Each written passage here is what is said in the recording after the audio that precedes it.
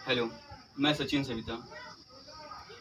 भैया आपकी जहाँ पे त्रिकोणमिति चल रही थी उसी के आगे देखिए, मैंने डी पॉइंट पढ़ाया था और डी पॉइंट के आगे मैंने ये बताया था आपको कि चौथांश के बारे में मैंने बताया था। और चौथांश के बाद में जब आपके पास में sin 60 की वैल्यू आ जाती है, ये कहाँ से निकलती है, तो इसको चार्ट के माध्यम से हम लोग देखेंगे। अब चार्ट किस प्रकार से होगा, इस प्रकार से देखते हैं। तो आओ भैया हम लोग बात करते हैं एक चार्ट की। तो sin 60 की वैल्यू किस प्रकार से निकलती है, tan 30 की वैल्यू किस प्रकार से निकलेगी, cot 45 की वैल्यू किस प्रकार से निकलेगी, इसके बारे में हम लोग आपसे बात करेंगे। आइए देखिए भैया कि जब भी हम बात करेंगे आपसे, तो हमने बताया था स्टार्टिंग में आपको, जो त्रिकोणमिति आपकी होती है वो समकोण त्रिभुज पर डिपेंड करती है। जब समकोण त्रिभुज पर डिपेंड करेगी तो आओ इसी की बात हम करते हैं बेटा आपसे। देखिए ये ए पॉइंट हो गया, ये बी पॉइंट हो गया, ये आपका सी पॉइंट हो गया, ये 90 एंगल हो गया। इसको अगर हम 30 ले लें, टेंस ले लें, तो बस भैया यहाँ पे थीटा की वैल्यू कितनी है, 30 अंश है। तो यहाँ पे हम देखेंगे बेटा आपके, अगर ये 1 सेंटीमीटर आपका लंब है अर्थात परपेंडिकुलर है, तो आपका जो कर्ण होगा हाइपोटेनस होगा वो 2 सेंटीमीटर होगा। अगर ये बेटा 2 सेंटीमीटर है तो ये कितना हो जाएगा, 4 सेंटीमीटर। ये आपका अगर 4 सेंटीमीटर तो ये कितना हो जाएगा, 8 सेंटीमीटर। ये आपका अगर 8 सेंटीमीटर होगा तो ये कितना होगा बेटा, 16 सेंटीमीटर होगा। यानी हम कहना ये चाहते हैं बेटा, अगर आपका हाइपोटेनस 1 सेंटीमीटर, 1 सेंटीमीटर तो ये 2 सेंटीमीटर, ये 2 सेंटीमीटर तो ये 4 सेंटीमीटर, ये 4 सेंटीमीटर तो ये बेटा 8 सेंटीमीटर, ये 8 सेंटीमीटर तो ये कितना हो जाएगा, 16 सेंटीमीटर हो जाएगा। आगे की बात करें, यानी हम कहना ये चाहते हैं आपसे कि तुरंत जस्ट परपेंडिकुलर जो होता है वो कर्ण तुरंत क्या हो जाता है, दुगना। जितना आपका परपेंडिकुलर अर्थात लंब होता है उसका जस्ट दुगना जो होता है वो क्या होता है, आपका हाइपोटेनस अर्थात कर्ण होता है। यानी अगर यहाँ से हम देखें तो sin 60 यानी अगर sin 30 की वैल्यू निकालना चाहें तो बेटा देखिए लंब और बटे कर्ण यानी परपेंडिकुलर अपॉन बेटा हाइपोटेनस, परपेंडिकुलर अपॉन हाइपोटेनस होता है sin थीटा इक्वल, अर्थात लंब अपॉन क्या होगा बेटा, कर्ण। तो इसकी वैल्यू देखिए 1/2 और देखिए यहाँ से बेटा sin 30 की जो वैल्यू होती है 1/2 होती है। या इसके अकॉर्डिंग हम लोग बात करें तो बेटा कितना होगा जाके बेटा sin 30 इक्वल कितना हो जाएगा बेटा, अगर 2/4 कर दिए, 2 1 2, 2 2 4 यानी 1/2 आया। यानी आप किसी भी ट्रायंगल का निर्माण करें और यहाँ पे अगर 30 अंश का कोण बना रहा है, 90 अंश यहाँ पे आपका है, तो किसी भी कंपास या किसी भी आप ले लीजिए, कोई भी स्केल ले लीजिए, उसके अगर माप के देखिए तो ये वाली अगर भुजा आपकी 1 सेंटीमीटर होगी तो ये 2 सेंटीमीटर हो जाएगी। अगर लंब आपका 1 सेंटीमीटर होगा तो कर्ण 2 सेंटीमीटर हो जाएगा। अगर लंब आपका 2 सेंटीमीटर तो ये कितना हो जाएगा, 4 सेंटीमीटर हो जाएगी। आप घर में माप के देखिएगा। लेकिन एक बात हो जाती है बेटा कि आपके पास में जब एग्जाम हॉल में बैठे होते हैं तो उस समय आपको ये बनाने का समय नहीं होता है, तो इसके लिए कुछ सुविधाएं की गई, इसीलिए आपको चार्ट बनाएगा और चार्ट को आपको याद भी करना पड़ेगा।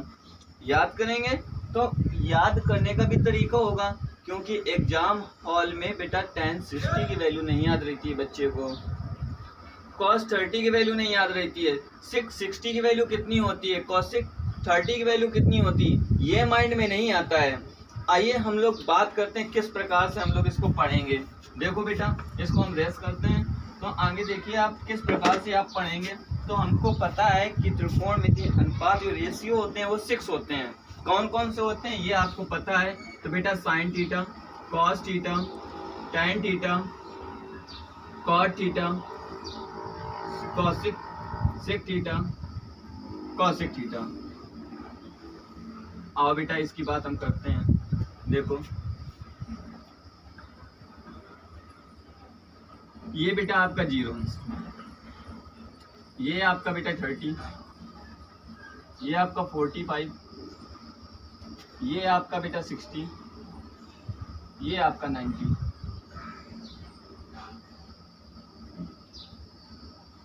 देखिए बेटा किस प्रकार से बनेगा चार्ट आपका।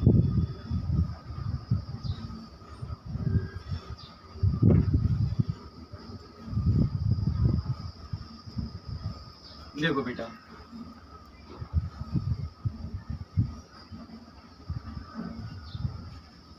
अब देखिए बेटा कि यहाँ देखिए साइन थीटा, अब साइन 0 अंश का मान कितना होता है इसके बारे में हम लोग बात करते हैं। मैं बताऊंगा आपको साइन 0 अंश का मान कहाँ से निकलता है, यहाँ 90 क्यों रखा गया, 40 क्यों होता है, 40 की वैल्यू कहाँ से निकल के आती है मैं बताऊंगा अभी। लेकिन पहले चार्ट की बात हम करते हैं। मैंने बताया था स्टार्टिंग में, मैंने आपको बताया था कि मैं हर एक चीज की प्रूविंग करके दूंगा और मैंने दिया भी है आपको। आप वीडियो देखिए, अच्छे से देखिए, आपको पूरे समझ में आएगा कि मैंने हर एक रूल जो बताए हैं उसमें रटाने की कोशिश नहीं की है।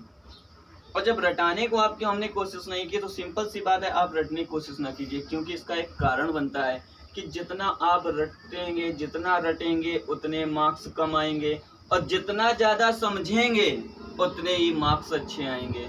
इस बात को आप समझ लीजिए, यानी जितना ज्यादा आप रटेंगे, जितना ज्यादा रटेंगे उतने मार्क्स क्या होते जाएंगे बेटा, आपके डाउन होते जाएंगे, लो होते जाएंगे। और आप जितना समझ के आप करेंगे तो उतने ही मार्क्स आपके क्या होंगे, हाई होते जाएंगे। तो समझने की कोशिश कीजिए, रटने की कोशिश किसी चीज की ना कीजिए, क्योंकि मैथ अभी तो थोड़ी है लेकिन फिर से बहुत सारी हो जाएगी। तो कितना आप याद कर पाएंगे, कितना मेमोरी में भर पाएंगे। और अगर उसी चीज को आपने समझ लिया, कॉन्सेप्ट किसी चीज का समझ लिया, तो किसी भी प्रकार से क्वेश्चन आएगा उसको आप सॉल्व कर सकते हैं। आइए हम लोग ज्यादा बात नहीं करके इसके बारे में देखते हैं। तो बेटा साइन 0 अंश का मान कितना होता है, 0।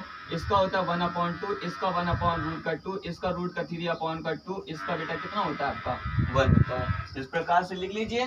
दूसरी बात, इसको जस्ट यहाँ से इस तरफ से लिखना स्टार्ट कर दी, इसका मान 1 हो जाएगा, इसका बेटा √3/2 हो जाएगा, इसका 1/2 ही रहता है, इसका 1/2, इसका कितना हो जाता है 0 हो जाता है। ये दो चीजें आप ये याद रख लीजिए, इसको याद रख लीजिए, इसका मान 0, इसका 1/2, इसका 1/√2, इसका √3/2, इसका 1।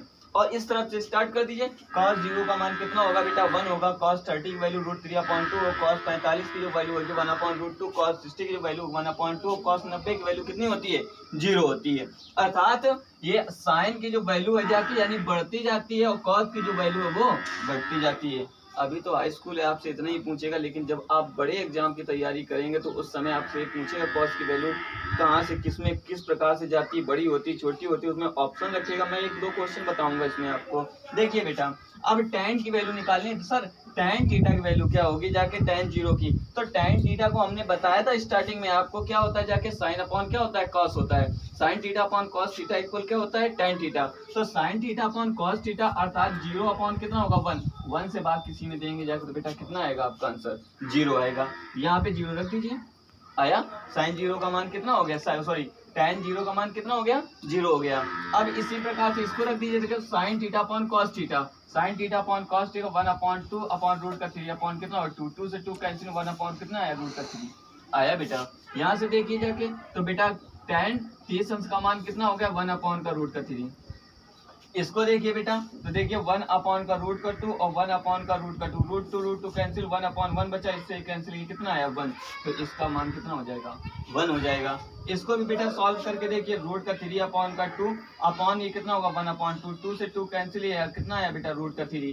तो बेटा tan 60 की वैल्यू कितनी होगी √3। और अब इसको देखिए बेटा, तो अब ये देखिए देखो sine theta upon cos theta 1 upon कितना होगा 0। अब 0 का भाग किसी संख्या में देंगे तो वो वैल्यू क्या हो जाती है आपका इन्फिनाइट हो जाती है। तो इसका मान कितना आएगा इन्फिनाइट।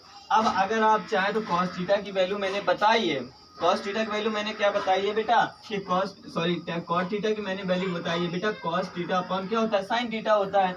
या इसी प्रकार से जैसे मैंने इसको बता दिया इस प्रकार से इसको, तो साइन इसका इन्फिनाइट हो जाएगा, इसका √3 हो जाएगा, इसका 1 हो जाएगा, इसका 1/√3 हो जाएगा, इसका कितना हो जाएगा 0 हो जाएगा। इस प्रकार से आप सॉल्व कर सकते हैं।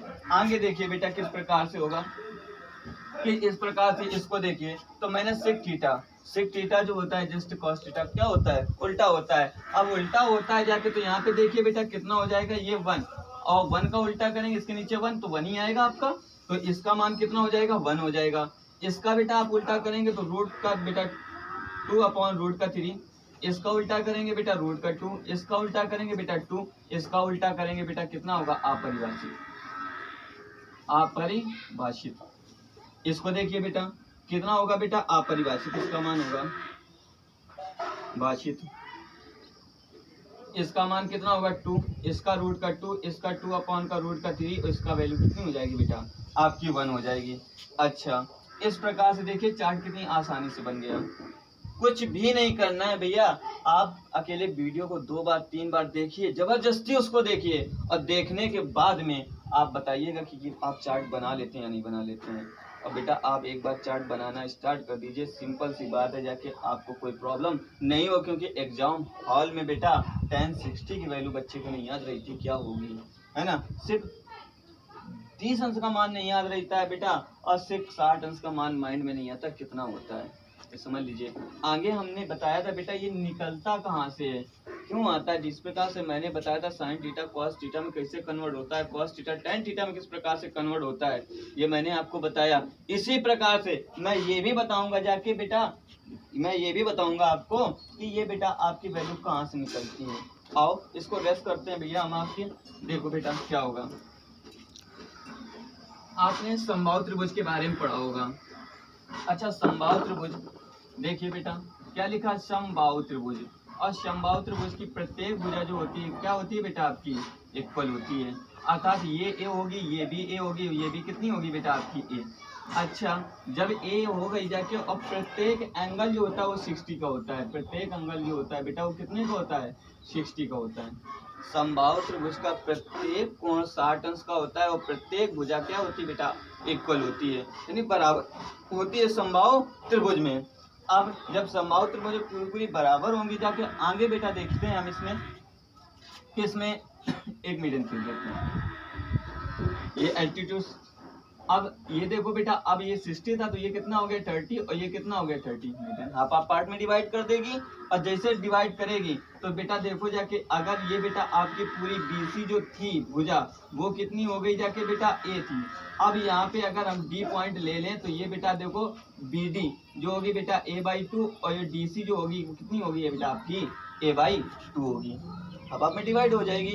अब हाफ हाफ में डिवाइड हो गई जाके तो आगे अब हम लोग देखते हैं बेटा कि यहाँ से ये थीटा, ये 90 एंगल, ये कर्ण आपका काम करेगा जाके, यानी AC जो होगा कर्ण काम करेगा। इधर का हम बात करें AB कर्ण का काम करेगा। ये थीटा ये एंगल है ना आपका, तो यहाँ से देखते हैं थीटा एंगल ये, अगर इसके लिए अगर हम बात करते हैं तो बेटा कितना आपका होगा, देखिए थीटा ये है तो ये बेटा लंब होगा, और ये क्या किसका काम करेगा आधार का, यानी AD आधार का काम करे, ये लंब का काम और ये किसका करेगा कर्ण का काम। यहाँ से देखते हैं साइन 30 अंश का मान, साइन 30 अंश का मान क्या होता है बेटा आपका लंब और बटे क्या होता है बेटा कर्ण, ये होता है साइन थीटा।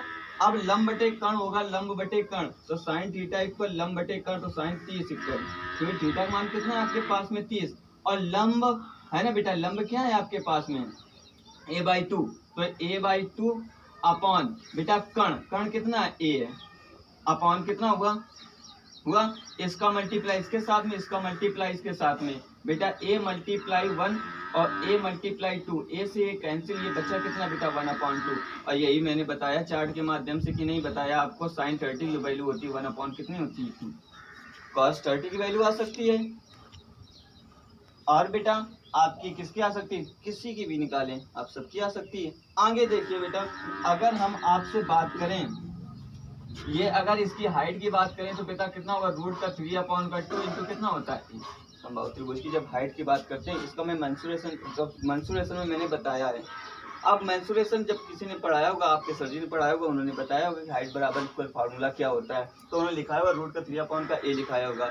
या मैं जब ज्योमेट्री पढ़ाऊंगा आपको तो उस समय भी इसकी प्रूविंग कराऊंगा, ये 60 क्यों बनता है, ये हाइट क्यों होती है, ये एल्टीट्यूड क्यों बनता है, मीडियन क्यों बनती है, एंगल बाई सेक्टर क्यों होता है, हाफ हाफ में क्यों डिवाइड होता है। जिस समय मैं ज्योमेट्री पढ़ाऊंगा उस समय एक एक एंगल के बारे में बताऊंगा, ये पॉइंट क्यों होता है, किस लिए यहाँ पे स्मॉल लेटर रखा जाता है, कैपिटल लेटर रखा जाता है, क्यों रखा जाता है, ये मैं हर चीज बताऊंगा आपको।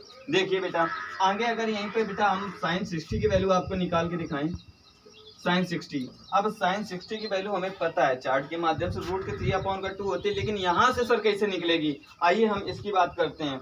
अब जब इसकी बात करेंगे तो बेटा देखिए कितना होगा, √3/2 इंटू बेटा क्या है जाके आपके पास में हाइट ए है ना, ए, ये हाइट ए है।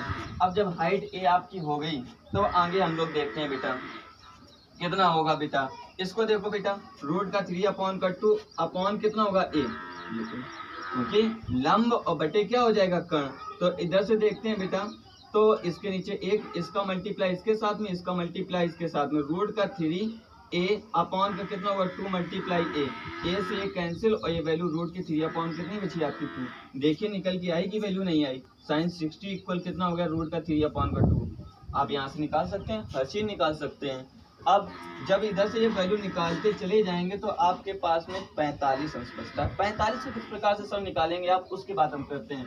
ये देखिए बेटा, ये 90 एंगल, ये अगर आपका हमने ले लिया जाके 45, ये ए पॉइंट, ये बी पॉइंट और ये सी पॉइंट। अगर ये ए होगा, ये ए होगा, तो ये बेटा कितना होगा बेटा आपके पास में रूट का 2a, यही होगा कर्ण, क्या होगा। अब इसको जब हम करेंगे बेटा तो क्या होगा, जाके देखो tan 45 अंश इक्वल कितना होगा बेटा, लंब और बटे क्या होता है आधार, परपेंडिकुलर अपॉन बेस। तो a अपॉन का a, इससे ये कैंसिल, बचा कितना आया 1। तो अर्थात tan 45 इक्वल कितना हो गया जाके बेटा आपका 1। हो गया कि नहीं हो गया। देखिए सब निकल रहा है, लेकिन आपको एग्जाम हॉल में ये बनाने और निकालने का समय नहीं होगा। तो आप चार्ट मैंने बहुत ही सरल तरीके से बताया है, जिस प्रकार से बताया 2 बार 3 बार अपनी कॉपी में लिखिए, ऑटोमेटिक आपका आ जाएगा। आओ आगे हम देखते हैं बेटा किस प्रकार से क्वेश्चन पुट अप करता है, इसमें देखते हैं।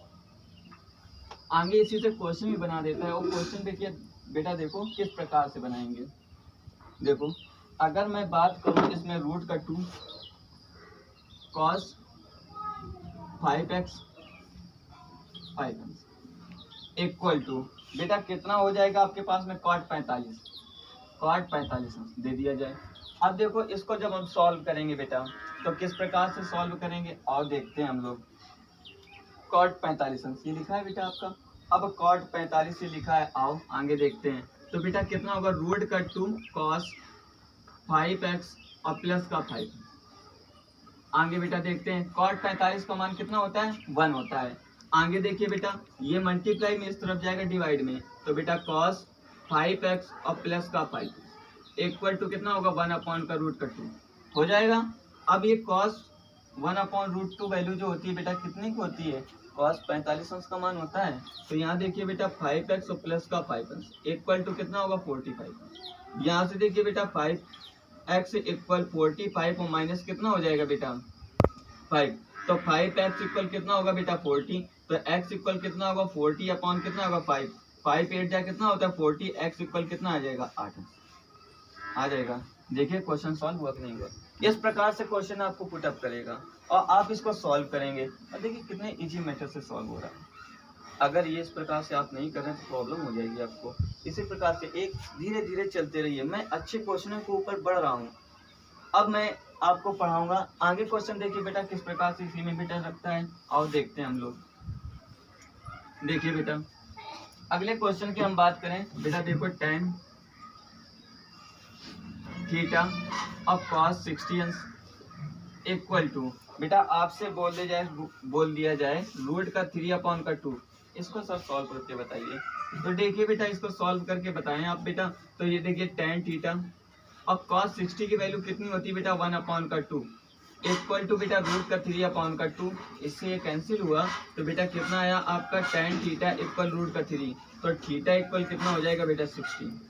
देखिए थीटा की वैल्यू 60 आई कि नहीं है आपके पास, ये तो पूछा गया था बेटा। एकदम आसानी से आप सॉल्व कर सकते हैं जब इस प्रकार से ये आप चार्ट 3 बार 4 बार 5 बार लगाइएगा और बनाइएगा। देखिए किस प्रकार से आपका होता है।